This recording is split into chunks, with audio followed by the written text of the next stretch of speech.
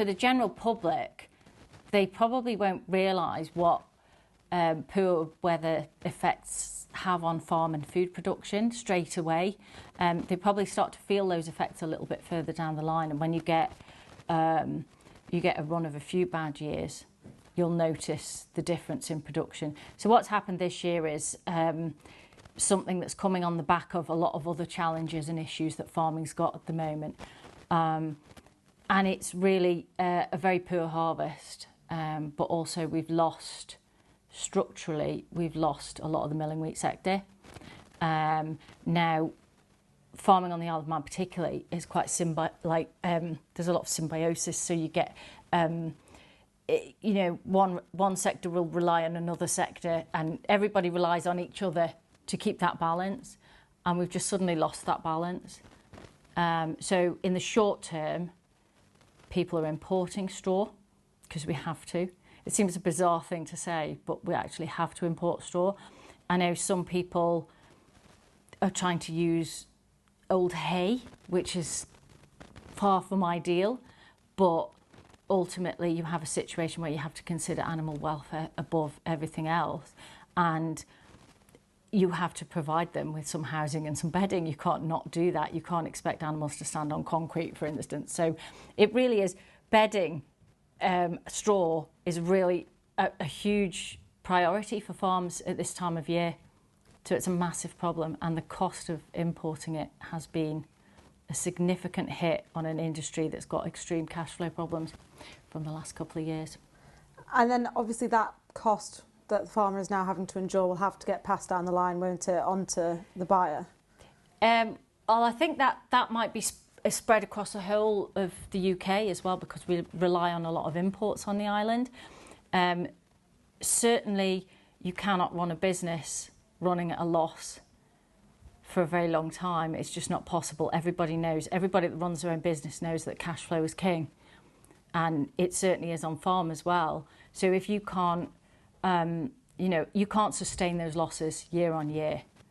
And what has happened over the last few years is that farming has lost that resilience that it had. So you can't cushion yourself against those kind of economic blows anymore. And we're starting to see it across all sectors now. And that's really quite worrying, is that I think that now and again you would see one sector might take a bit of a hit for certain circumstances, but it's not limited to the weather. The weather obviously does rule what happens on farm, but there's no resilience left to deal with that in the industry. And that's the problem we've got here on the Isle of Man. So I think ultimately people will see their food prices go up. We said this 2 years ago, and we said that before the impacts of the input cost rises, which I think you'll remember they more than trebled. They have come down since then, but this is the knock-on effect from that as well.